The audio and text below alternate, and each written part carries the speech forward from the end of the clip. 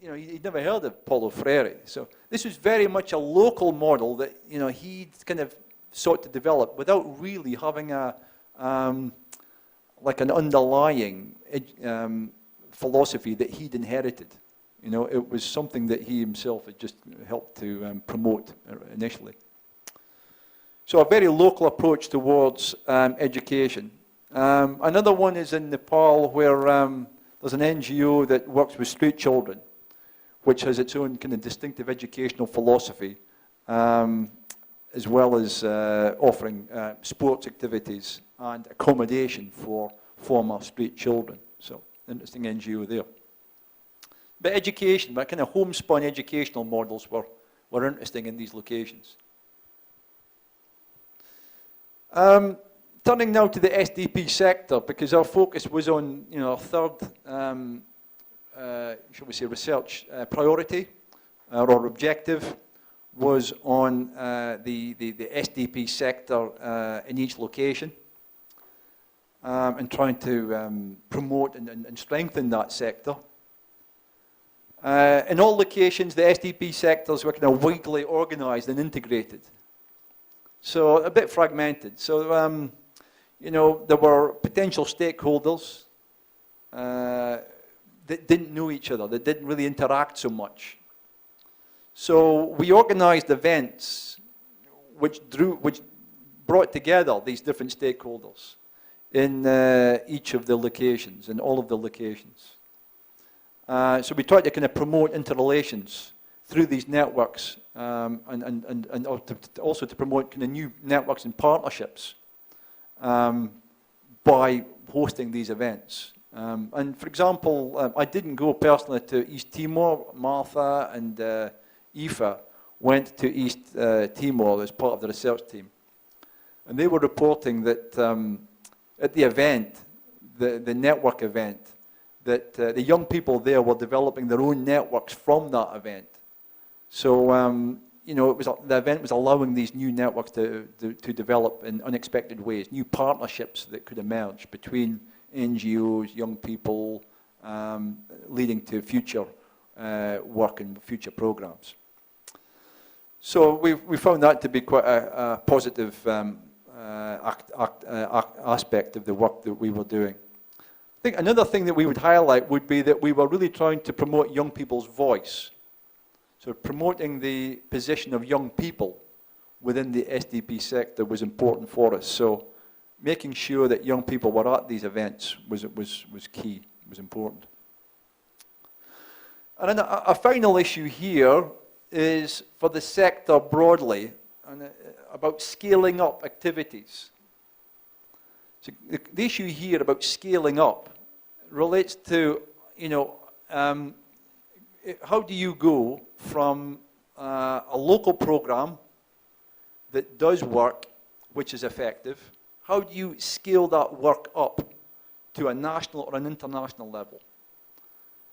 How do you scale it up in ways that are on one hand effective, so that these methods apply in other locations, but also that respect the different context of these other locations. So you might have to adapt those activities a little bit as well. So this is an issue that really emerged quite a lot in the SDP sector just in the last few months. It's become quite a big theme.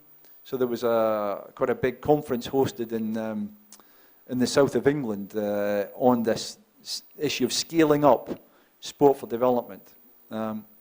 So we're finding that there's a lot of programs that are effective or have some effects in local or national contexts. But the challenge is to take what works in these programs and scale them up to the national or the international level. And that's not an issue that we've had the chance to find the solutions for or the answers for, but it's important that we recognize this question that confronts the sector just now. Another set of issues that emerged that we didn't initially expect, or we didn't initially look to explore, but came up for us during the project, and I think during the research project, And I think it's important to, when you're doing these research projects, to kind of keep your eyes open for alternative theories or theories that you didn't expect to use that seem to apply, or issues or themes or problems that emerge that you did not initially expect to find or to explore at the start of the project. And one of these related to the kind of the complicated interrelations between sport for development, the sport for development peace sector, and the wider sports sector. So, we need to recognize the kind of contingencies, tensions, but opportunities here between the SDP field and the wider sport field. So, this partly became clear for us, or emerged for us in the Nepal context, in the context of Nepal. So, Nepal went through a civil war, which ended just a few years ago, and the sort of Maoist rebels, it came to an end, and so it's in a kind of post-conflict period still, you could say. And one of the symbols of the kind of new Nepal is the runner Meera Rai, a woman. So you've got a kind of dual symbolism there: a woman, who's a kind of sports hero. So she's a running star in Nepal, but she was also a guerrilla. She was also involved with the Maoists during this civil war, this conflict. So in the kind of post-conflict situation, you have a symbol of this kind of, a potential future for a post-conflict society, Nepal, where a former guerrilla is kind of integrated into the wider society and also represents a potential new Nepal. So she's given quite a lot of media coverage there in Nepal. A second issue relates to Nepali migrant workers. So this is the other side of sport development. Now, obviously you know that Qatar is hosting the World Cup finals in 2022. There's a lot of building work, a lot of construction work going on in Qatar. And just after Qatar was awarded the World Cup finals, the right to host them, quite a lot of international NGOs and investigative journalists working for newspapers like The Guardian in the UK, they began to investigate the conditions of the workers in Qatar, and found that a lot of workers were actually expected to die during this construction boom in Qatar. Expected to die or be seriously injured, according to the existing rates of death or serious injury on Qatari building sites. And the people who are building the infrastructure are South Asian, largely, or South Asian or Southeast Asian migrant workers, a lot from Nepal.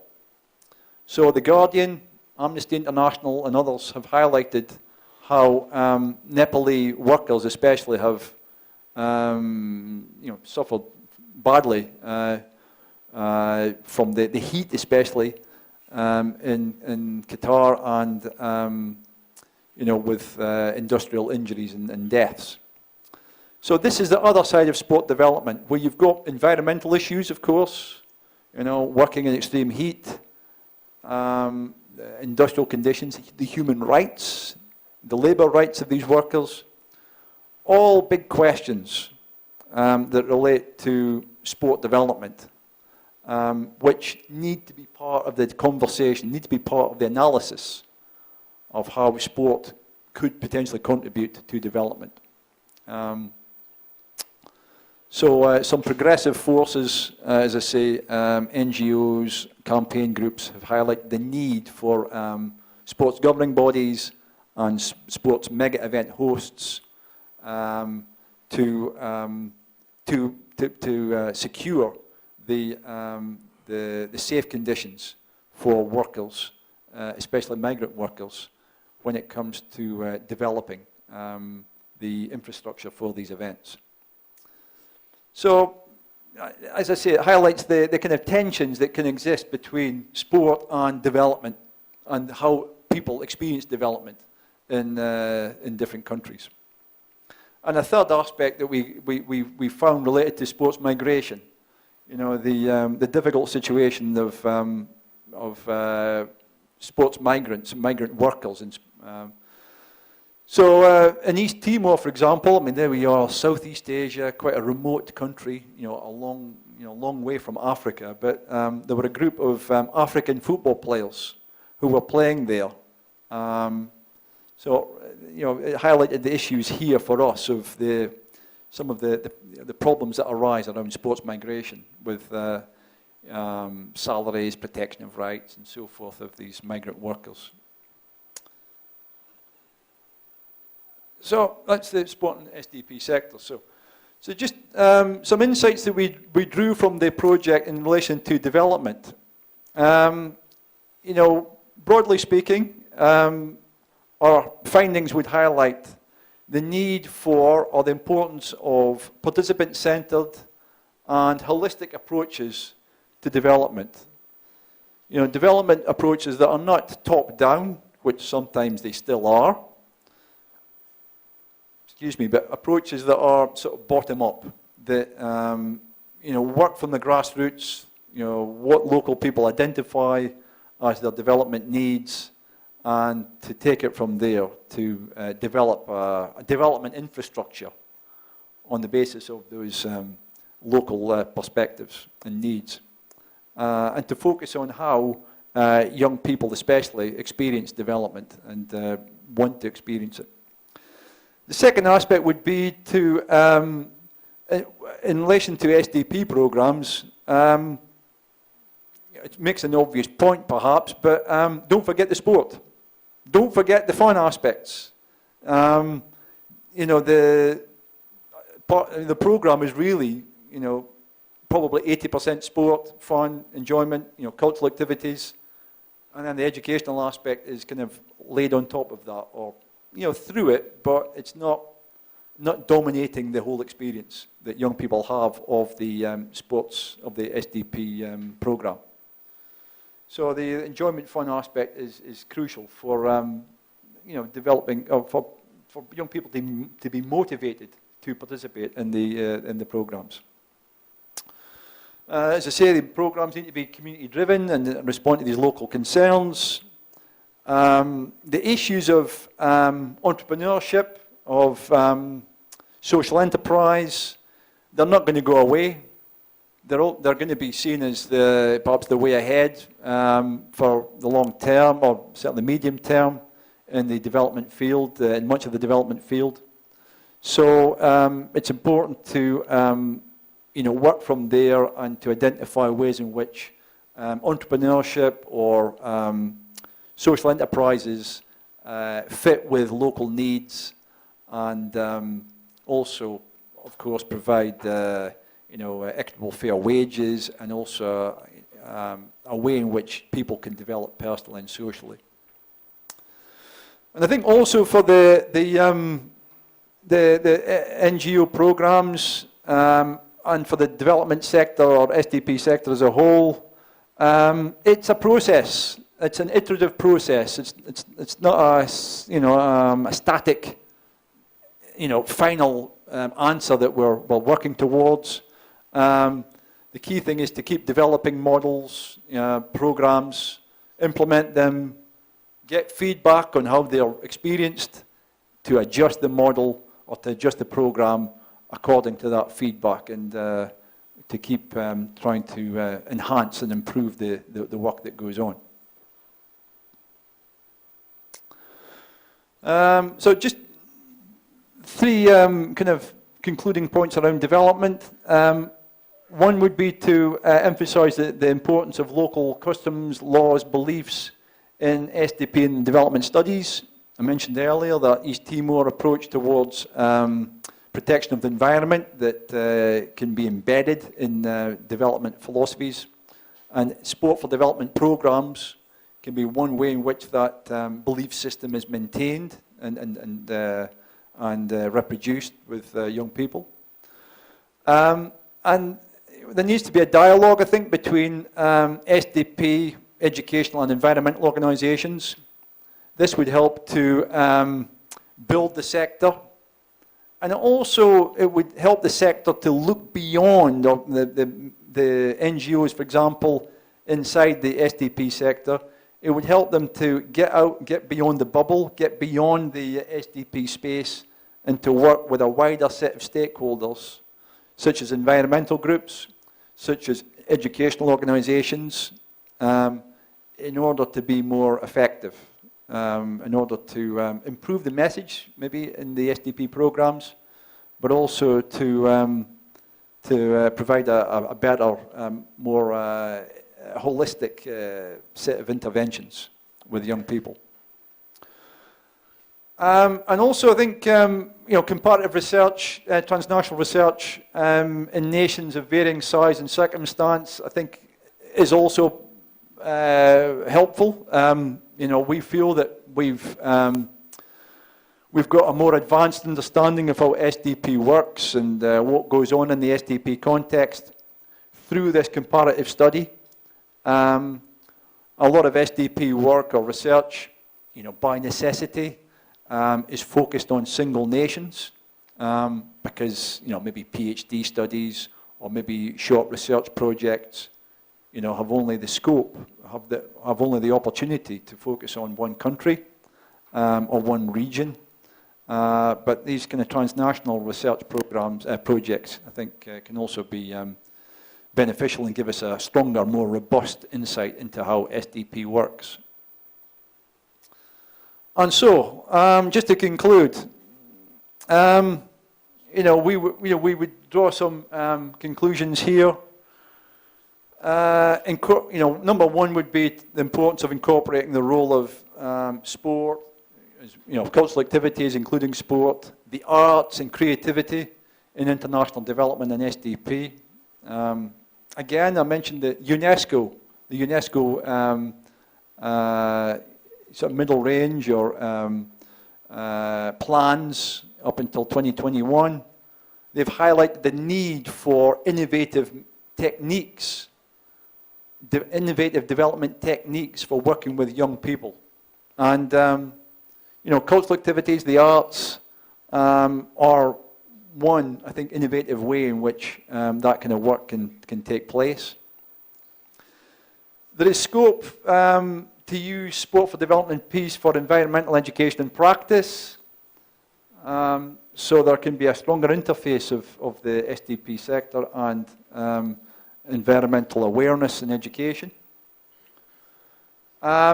We also need to be aware of the importance of the local, critically important. Just sorry to highlight it too much, but that bottom-up approach recognise the importance of local cultural forms such as Batuku, I think is important. Getting the voice and agency of actors within the global south is crucial as well. So young people as participants and also as volunteers in these programs, they're the key group to engage with, I think, in terms of the future research on SDP.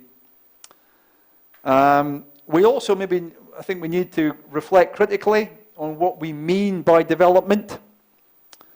So development has got a broad range of meanings. I like the perspective that some have put forward regarding societal development, which includes, economic development, but it also includes public development as well, for example.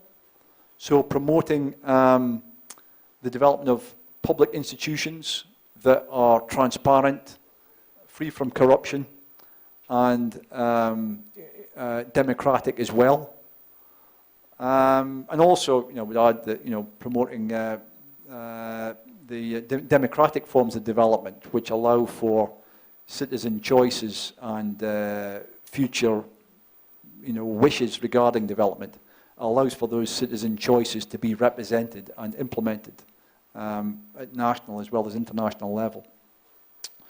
So what I would highlight there in that sense would be an understanding of development that is a little bit more, shall we say, politically charged than the current understanding of development that we have. And also, finally, just to highlight the need to build the SDP sector and to integrate local, national and transnational levels.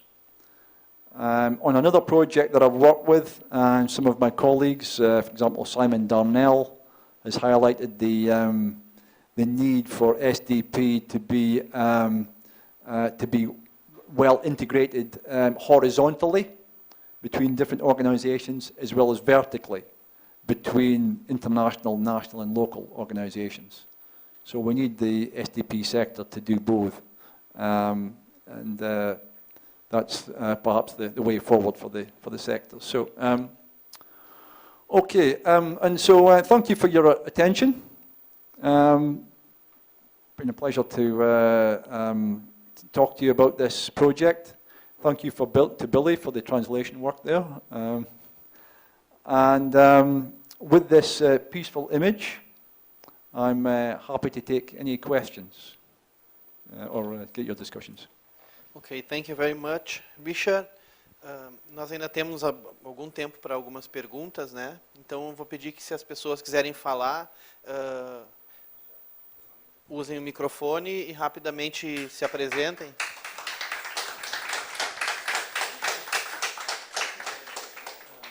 O Diego vai ficar com o microfone da galera. Eu vi que ele estava querendo. E, bom, é isso então. Quem quiser fazer as perguntas em português pode fazer, que a gente dá um jeito de chegar até o Richard. E quem quiser falar em inglês também, eu tenho certeza que ele vai entender.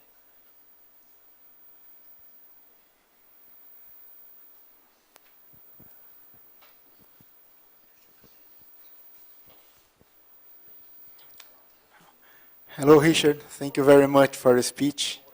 It was a pleasure. Richard, I really appreciate the idea of globalization, the necessity to think in a global way for this kind of project. I don't know if it's a good name for this project or intervention. Maybe. Well, I really appreciate this idea. And one data that you showed to us, I was very surprised with this idea that the NGO, they promote a kind of neoliberal or capitalist. I don't remember the word. Social enterprise. Yeah, yes, a social enterprise based on this kind of social political perspective.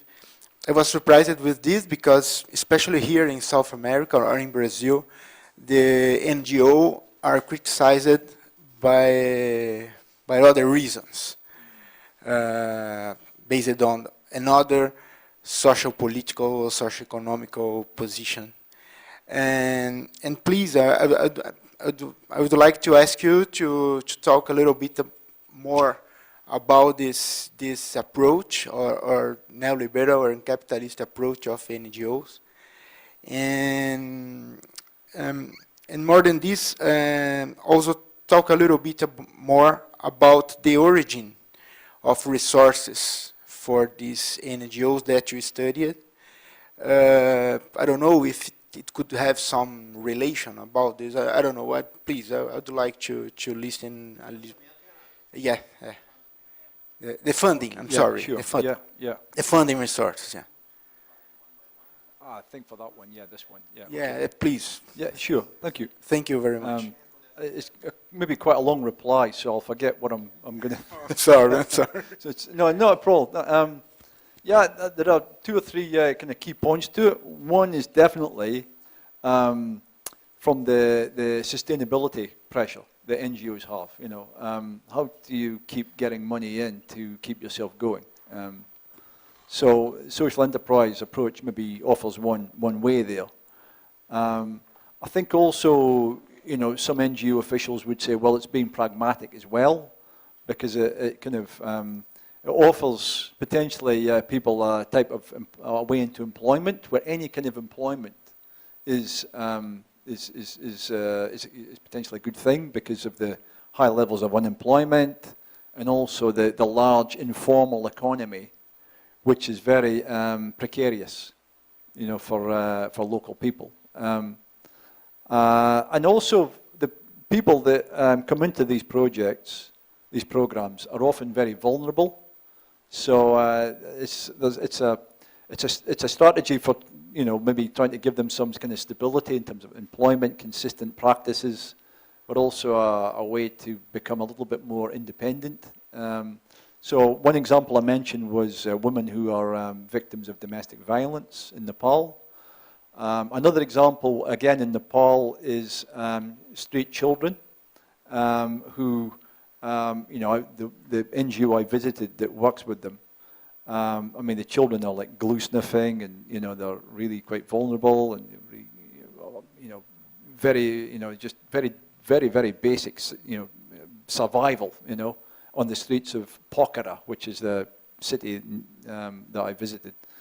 And the NGO offers them, well, tries to draw them into accommodation and education that they offer, but also some practical training, such as repairing bicycles, some technical skills, perhaps other technical skills that they can then use to for kind of future employment, or to actually also maybe to go and work in the plastic recycling factory. So this is a kind of social enterprise model that they have with the factory, that in theory it will start to generate revenues that can be fed into the NGO to sustain the NGO or to let the NGO do more work. So it's sustainability, but it's also to do with the, you know, it starts from the, you know, the situation where they say, look, we've got to be realistic, pragmatic, and offer some employment opportunities. The third thing is that also it's worth keeping in mind that the NGO sector in some of these locations is actually very large. That kind of development sector is very large. So in Nepal, they've got thousands of NGOs. So it's almost like a business area anyway. You know, okay, obviously Nepal is its private sector, but the NGO sector is a large one, and it's an area of employment, and actually seen as an area of opportunity for some in terms of starting an NGO. You know, you maybe get grow, and you can perhaps be, you know, it offers a kind of, you know, something like a career path or like a employment pathway, you know, in itself. So that's also, I think, you know, one thing to probably keep in mind as well, that the sector itself is almost seen as almost like a business by some. Okay. Thank you, Richard. Thank you very much. Now, before I have a follow-up question, I think what he was, I want to continue his questions, because one of the things in Brazil is about government funding and the relation with the government. So this enterprise, this NGO in Nepal, receive money from they receive money from the Nepalese government. How is their relation with the state? I think for the NGOs are funded in different ways. You know, one of them that I mentioned there is actually funded through, mainly a North American religious organization. So they've got a significant religious element to them as well. Although it's, you know, it's not a core, well, you know, in terms of the everyday experience of young people, it's, you know, a lot of it seems to be around, it's mainly around education and sport, and there's a bit of a religious aspect to it as well. If I'm looking at the one in, so there's no national government funding really there for that NGO.